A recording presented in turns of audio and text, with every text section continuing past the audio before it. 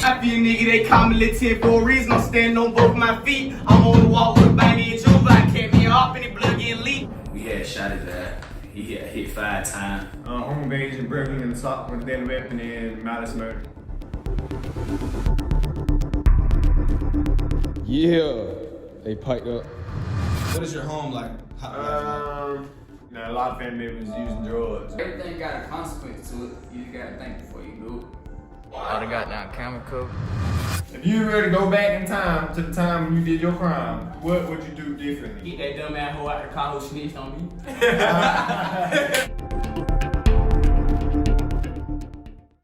Through contraband cell phones smuggled inside, we take you behind the walls of a maximum security Georgia Juvenile Detention Center. And this just isn't any lockup, but a level 5 facility which is reserved for the most dangerous youth offenders in the state. Inside, you'll meet kids serving time for crimes ranging from home invasions to carjackings, armed robberies, and even murder. Their stories let us see into a world that most of us would otherwise never know about. And at the center of today's episode is Kanayan, also known as 10. We'll not only see his life on the inside, but we'll follow him after his release, capturing the reality of what it looks like to re-enter the world after 4 years behind bars. In just a moment, we take you into this world, but first, a quick word from the sponsor of today's video. Before we see into the worlds of Georgia juvenile halls, first let me tell you a quick word from our sponsor. Let's first address a headache.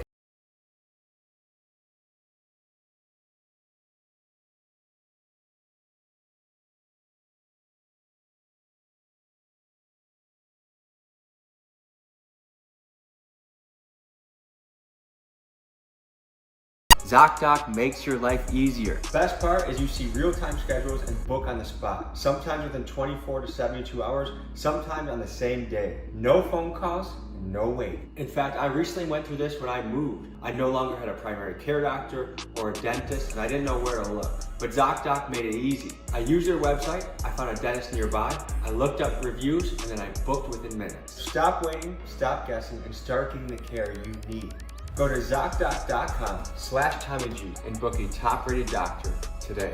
Disclaimer: Georgia Juvenile Detention Centers house individuals up to 21 years of age. All people you will see on this documentary are 18 years or older, and any individuals under the age of 18 have had their faces blurred to protect their legal rights and privacy.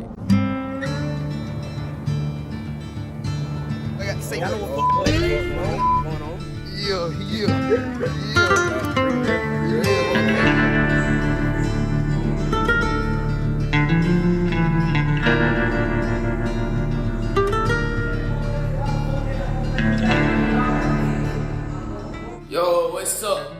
Oh, hold on. Before y'all leave, look, y'all know y'all don't know who I am. So let me introduce myself. My name Kanai. Tales from the cell, man. That's all this is.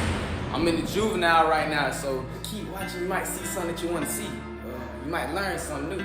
But yeah, we just gonna be telling y'all about our lives and how we be living in here, and just keep tuning in.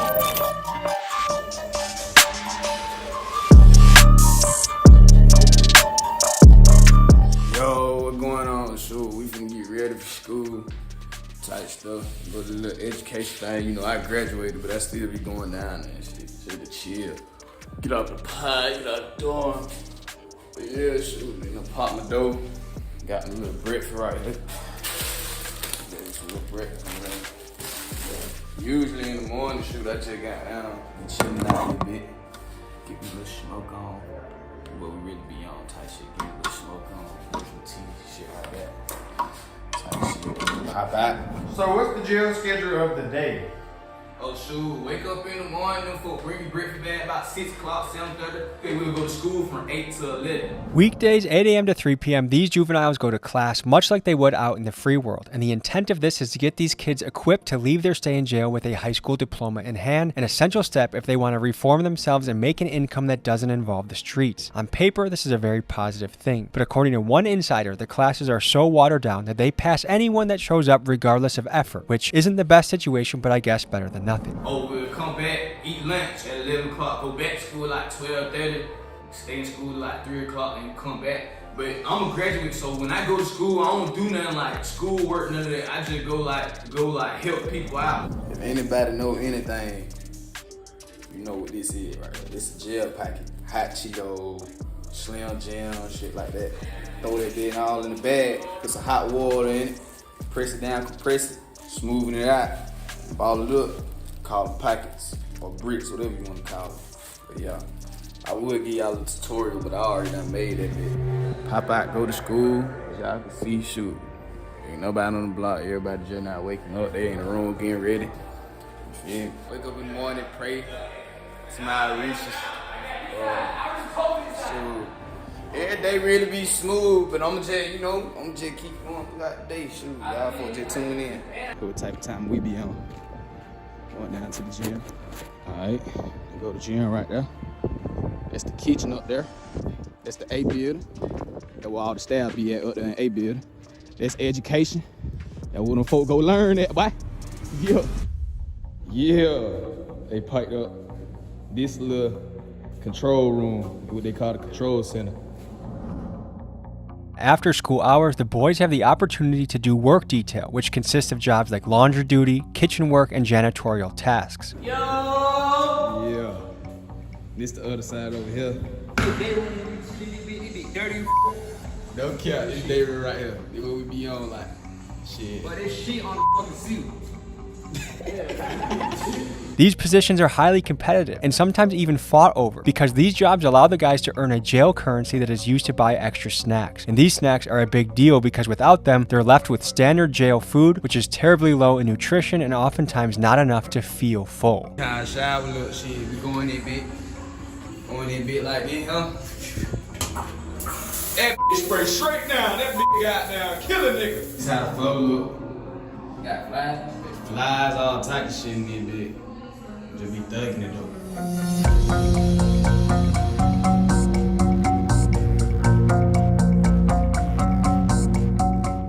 Basically finna do these interviews. I'm gonna start with myself. I got my boy over here.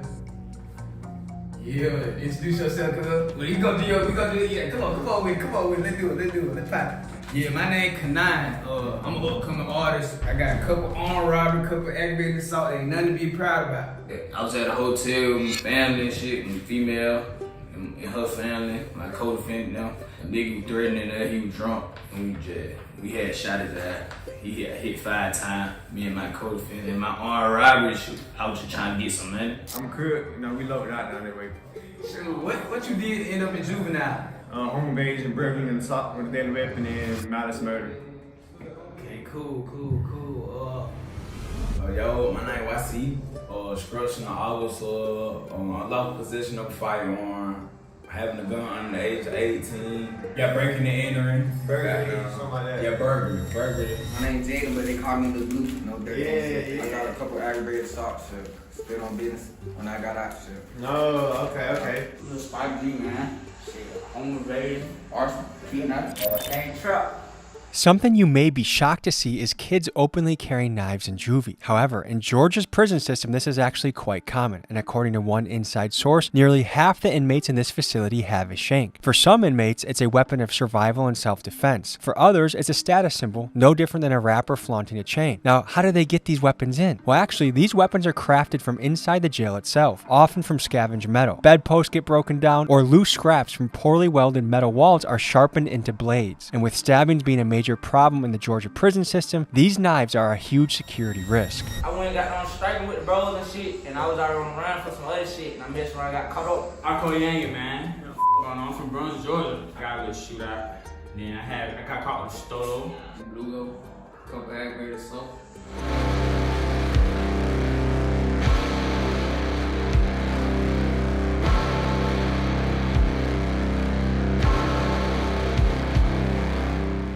A little bit of what we be doing in these type shit. See, we got that bit connected to that. Yeah, we having hella motion. How do you feel like about the juvenile system of Georgia? And it's straight bullshit. They give us the least amount of portions we get. First of all, we grown men. Like, we ain't already fully developed where, we gotta get to where we need to be. And they feeding us little bitty portions like. Well, the juvenile system, it don't make no sense because, as young adults being locked up, we need to be taught. Like, somebody can sit down and be like, look, this is wrong. You can do this next time. If you do wrong, they just put you behind the door. That's it. You just lock down. But these be some bullshit. Life's not running how it's supposed to be running.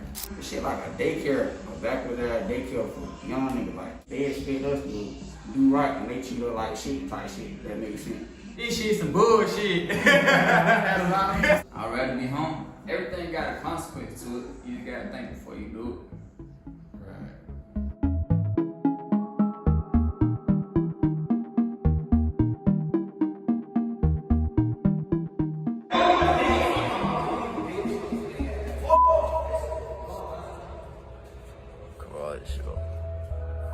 I done got down camera cover.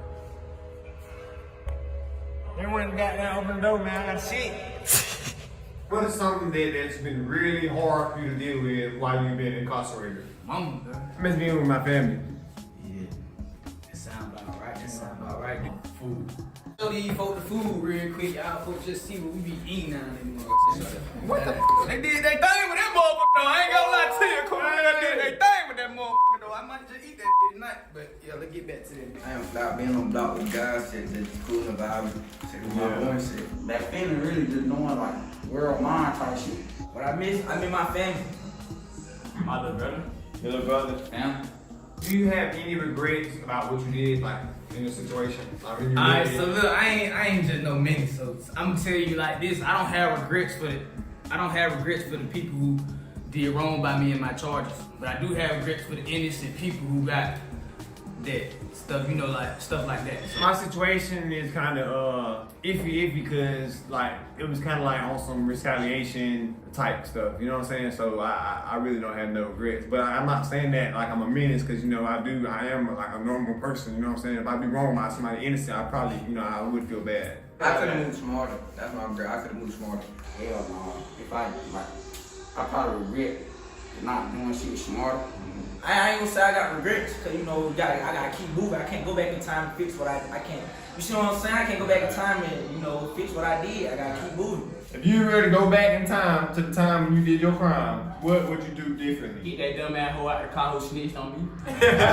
What are your favorite things to do like while you're inside incarcerated? we just like, I like to hoop, man. I like to hoop and make music. They call me Lil 10 for a reason. I'm standing on both my feet. I'm on the wall with a banging Juvenile. Kept me off and the blood getting leaked. He said shit that he wasn't supposed to say in that field. The pussy ain't so they read. I got a ride with that found my heel. Who the hell told these niggas I ain't slanging I heels? used to watch TV and shit. Like YouTube and all stuff like that. Cool. We talked to my girlfriend and said on the phone all day. She's been caking up, you know. On the scroll type shit. I like break shit and that shit. Man, my favorite thing is make music. So since you've been incarcerated, what are some of the like violence wise and turn wise things that you've been? Shoot, I done seen him get hit with broomstick, beat to sleep. I got a bro who was here when a boy died in the facility. Homeboy, they got the from the fight. The homeboy around hit his ass. My he fucked around, fell, hit his head, crushed the back of his skull, type shit. They had put him on life support. He died in the hospital.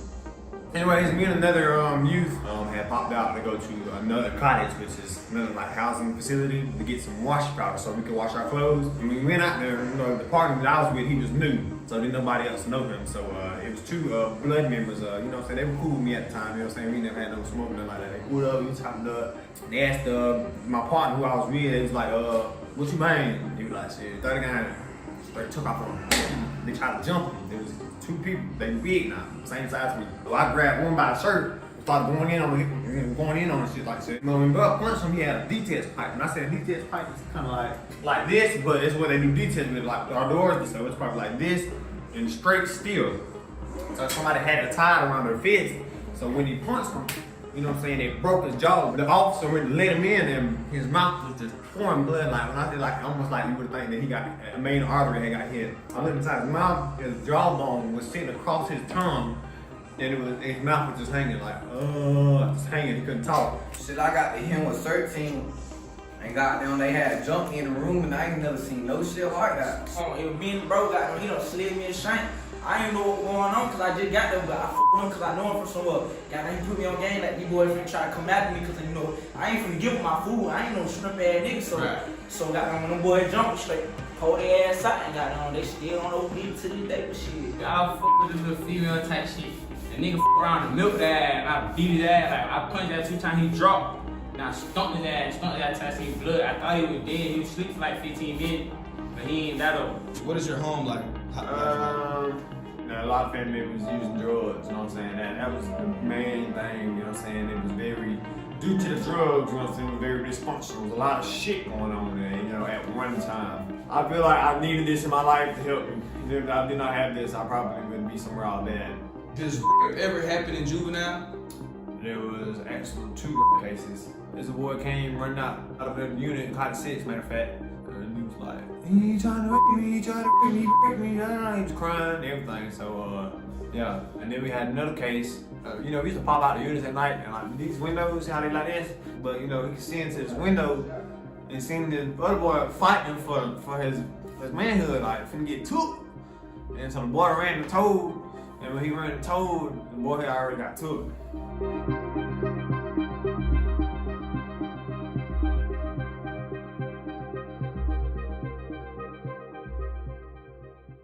I got word from Kanayan that he was getting released, so I planned a trip to Atlanta to see what he was up to in his first few days of freedom.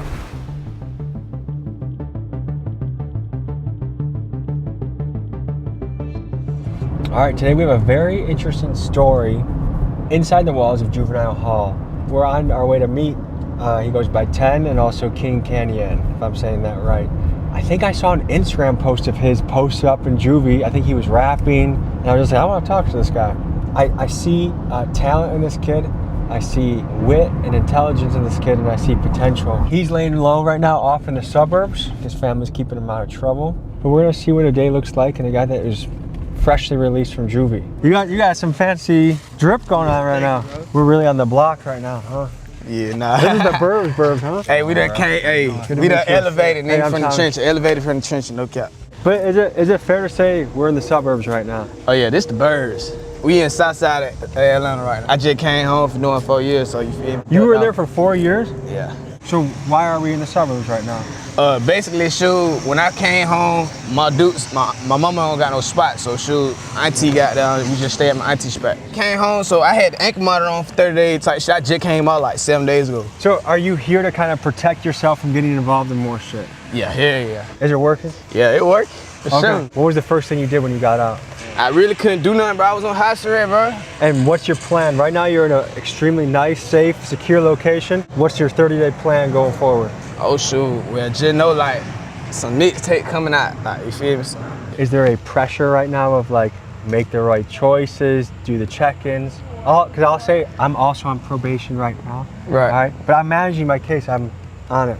Following the rules of probation is a big deal. If you violate them, you can end up back in jail. And I know this firsthand as I am currently on probation for a base jumping documentary I made in Detroit, Michigan, much of which you can see early on my Patreon, as well as other exclusive episodes. But back to Kanayan's probation situation. In his first 30 days out of jail, he had to spend them on an ankle monitor, and for an entire year, he has to follow a strict set of rules. The biggest things he has to stick to are no drugs and no crimes. And while he is allowed to be around other gang members, he cannot handle or own a firearm until 2026. On top of that, he must check in twice a week with a probation officer. So keeping his nose out of trouble will be a top priority if he wishes to avoid returning to jail. Everybody gonna expect you to fail. They gonna expect you to like fall, but you gotta show them. Even if they saying shit like Tim, we know you got that shit, like we know, they still expecting you to fall because it's imprinted in their brain that you gonna crash. What did you learn in your time there? What did you walk away with?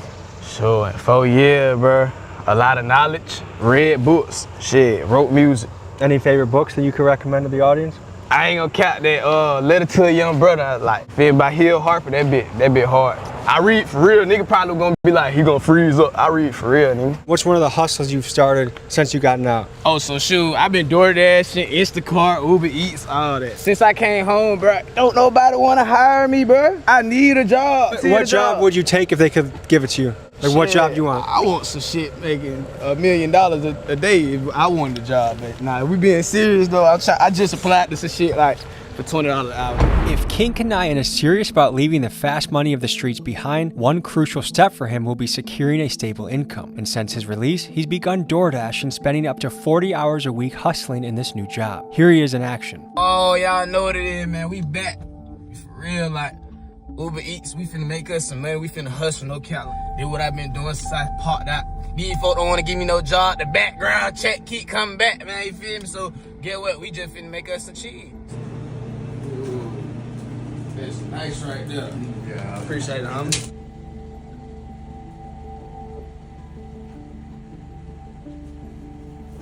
How many hours a week would you say you do the Instacart type stuff? It's like a 9-to-5 job, bro. Maybe more than that, like 12-hour shift. Do you feel like a lot of guys in the street make a 9-to-5 feel not cool? Kind of Yeah, the they vibe. make it seem like that, but I'm a hard-working nigga. Like, I don't care what it is. Like, I'm a hard-working dude. That's how you look good. Yeah, you gotta clean Oh, it let's up. go meet my auntie and my uncle over here. Come on. Cut that out. That's so important. That's so important, though. All the big sport. I don't want to talk like that. As I was learning more about Kanayan's childhood, I asked him about the role his dad played in his life. He didn't want to talk about it, but his aunt told him he should talk about his dad because she believed it was a vital and honest part of his story. He didn't tell us more then about his dad, but he did later in the episode. So this happens a lot in these shoots, like, hey, I was like, can we talk to your mom? Oh yeah, we can talk to her. As I drive through the suburbs towards the hood, I just think this kid, he's lucky enough to have someone in his family that is living in a probably $500,000 home in corporate America, and he has stability, and yet he's bringing his YN friends, including the white boy in that. I think anyone could be a YN. Ski masked up in front of $500,000 homes. Like, read the room. I feel like as soon as the video shoot starts, they want to like chuck all the good stuff away and just go straight back into what got them in the first place. And they're just like, we'll see where this goes. We'll see where this goes. You served 5 for a very serious crime, shooting of another individual. Do you think that you paid your debt? I feel like I got a clean slate. It's time to shine. Like, all the shit that I ever did, I done got on my knees and prayed about it. Real talk. So it ain't no question about it. I know, like, I got a clean slate. Kanayan later told me that while he is no longer in the streets, it was important for him to take us to his old block to show us the influences he had growing up and the type of environment that he had to contend with on a daily basis. Hey, man, it's a 10, man. Yeah, you feel me? If you ever go in an apartment, man, nigga know who we at. Nigga, we on MLK with it. No cap. West side. So why is this place important? Oh, this my shit. This is my shit. Yeah, my name Lil 10, so you know, my apartment. You feel me? I would name that the hood type shit. I used to be tripping like. You grew up here? Yeah, hell yeah, this my folks shit. Yeah. What years did you spend here? 12, 13, 14, 15. So when you got in trouble, you were living here? Yeah, I was just out there bit. When did you jump off the porch? 10. 10? I already on it. Like, I already on it. We all live, we stay together in the suburbs. I really had a chance to get up out the streets. It's just my mom wanted to go her own way. Like, my mom was tired of living off people. So when I turned about 10 years old, we moved to Kennedyville, and that really was just like, would just hop me into the street. Like, the people around us, we just all wanted to strike. We wanted to get in folk car. We wanted to go out there and go rob folk. Like, we just wanted to do what we wanted to do. Like, get us some money, some fast money. Shoot, that shit became my life. I ain't gonna lie. And then shoot, when I turned about, my daddy, he live in London now because he did shit now. He can't even be in America no more. So he don't even live in America no more. So my mama raised me by herself. Shoot, down here by herself. So you moved and things got chaotic, yeah, or what? just like the area I was in, shit, I just was going crazy. I really ain't never really had to want for nothing, but my dude always made sure I was straight. Like, you feel me? It just like, I was just going the wrong path, down the wrong path. I started smoking, bring guns in the house, I started getting in trouble. Like, there's gonna be some people watching this that'll say like, man, this guy's an opportunity to live in a $500,000 home and be safe. Why would he even bother getting mixed up in something that got him into this predicament in the first place? It's just like, this me. You feel me? Like, this represent me. If you could pick one place to live, which one would you pick? I'm trying to live in the hills, man. I'm trying to get me a house somewhere on the ocean. I'm talking about like somewhere right there on the beach. My dad live in London, bro. My folk from Africa. Your dad's British? Yeah. My dad live in London, but he from Africa. He from Sierra Leone. What's your relationship with him? If I ain't seen him since I was like 4 years old. What the fuck is he doing? Shit. He had a bunch of goddamn kids down there bit and went and left. Who grew up here? Did anyone else grow up here? Nah, hell nah, none of them, nah, they ain't from out here. And I'm guessing it's a closed case, whatever you, like, what'd you go away for? What did I go away for? Shooting. Aggravated assault with deadly weapon. What situation made you feel like that's what I had to do in the moment? It wasn't the right choice, but it was more like retaliation. Does any of that haunt you? Like, do you ever wake up with it from sleep and be like, like you remember what you did or anything like that? Like, does it affect you at all? Some would say that what you did would show that your upbringing, whoever upbrought you, failed. What would you have to say to those people? I had to tell them they dumb in here. I ain't failed. My family like shit. We went through struggle shit. Everybody go through what they go through, bro. Like, everybody not built the same, bro. Everybody different. So you can't I don't know. I really don't. That's a subject that I can't even get on, cause at the end of the day, nobody don't know where another nigga went through, like where they slept at, like where they was at. You feel me? Where he had to get out there and get. If he had to eat, like hold that shit down. Stop judging the book by that cover. I think a question a lot of people have when they see some of this juvie footage is, where the hell are the guards? Yeah, I ain't gonna count like shit. We do what we want to do. Shit, we ran what we want. We ran the whole jail, bro. Whatever the fuck we want to do, we did. That shit ain't had no structure. Like nigga not learning. You feel me? Nigga thinking jail cool, cause you feel me? They do what the hell they want to do. You feel me? Would you say it was understaffed from the guard standpoint? Yeah, hell yeah. And how that impact things? When I first got locked up when COVID started, see, I got locked up when COVID started, 2021. They didn't have no staff. Like, we was on 23-1. You 23 hours in the room, 1 hour out. And you get a shower and a phone call. And your ass better goddamn get you a book before you go back in that bitch. How is the food in juvie? Man, that shit like school food, bro. It like that food that you get in elementary school, in the cafeteria. And are you worried at all that they're gonna try and violate you for showing them the conditions inside juvie? At the end of the day, sure, it fall on them. They not supposed to have contraband in their facilities. When is Big Blue coming home? Like April. Do you plan on linking up with him when he gets out? Yeah, my boy Blue, yeah, I can't wait till Blue come home. He loyal, that's one thing I tell you, like, he stand on all his morals, so he real in my eyes. Do you think juvie actually helps reform people, or do you think it's just the next step to institutionalizing people? I mean, shit, to me, juvie like however you is as a person, cause a lot of people come from bad homes, so they traumatized, you feel me? So would you say you came from a bad home? I wanna say I came from a great home, you feel me? I wanna say my mama was great. I just was so caught up in everything that was around me at the time. Juvie put me at a place where I could focus on who I wanna be. If anybody ever tell you you can't do shit, take that as your motivation. You ain't never gonna win if you don't get up and try, bro. Real talk. I was just sitting in the trenches, they let me for dead. I'ma start giving the fuck when they put a little money on top of my dress. I got a whole lot of guns, but I'd rather beat me a nigga like Craig. Tell me that you really love me, I'm just a nigga you want instead. I'm that little nigga who always had to have some bread. I'm that little nigga who fell in love with 40s and 5.56. I'm that little nigga who sat on 23-1 and all he see is red. I'm that little nigga who spent on your partner, boy, you was just me when I slid. After hearing Kanayan sing and rap, I genuinely felt he was talented and wanted to see what I could do to help him generate some buzz with his music. So I hired my videographer friend Ryan to swing through and record Kanayan's first music video. Here's how it went. They done let out the beast, I gotta turn up the heat. That young nigga never a leech. ALG been when I tell the street. 2021 I was sliding the Jeep. I opened the door, I done caught for the key. She throw a lap out when she hit me on beats. Who is that dangerous nigga who came out the 10? You playing, you might meet the reach.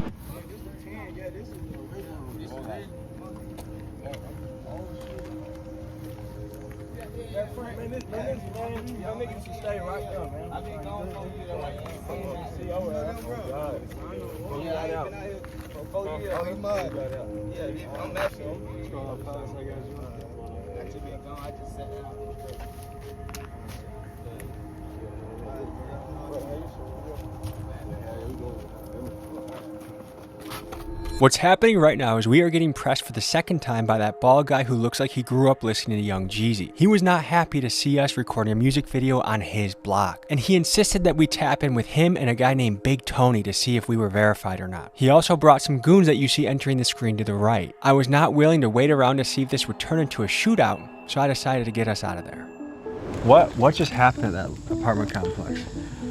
So old nigga from back then got down like. Nah, not even from back then. He new to the apartment. Yeah, like nigga. How long have you lived there for? Yeah, we been out there. We been out there for 2017. You guys didn't know who that guy was? Nah, I ain't never seen that nigga in my life, bro. Yeah, like that nigga not from the hood. He not from there. So we're gonna end this episode. I think it's kind of a cool thing. Like, okay, you have a fresh start. We have a music video on the way. It's gonna be linked. Everyone that watches this episode, go blow up the music video, comment Big Dog's Gotta Eat. We're making music right now, so we're gonna watch them do their work. We're gonna peace out. If you could change anything, would you? If I could change anything, go back in time.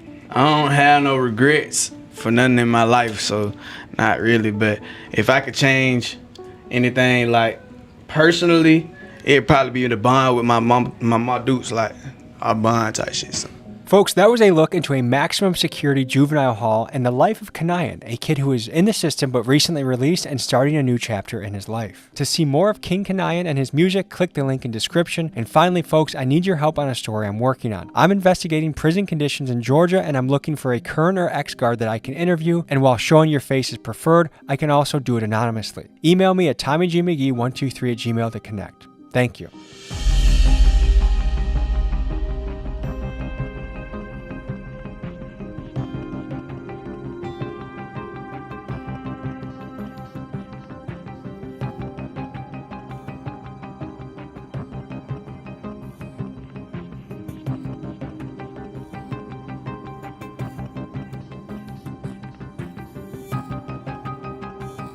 Folks, hope you enjoyed this episode.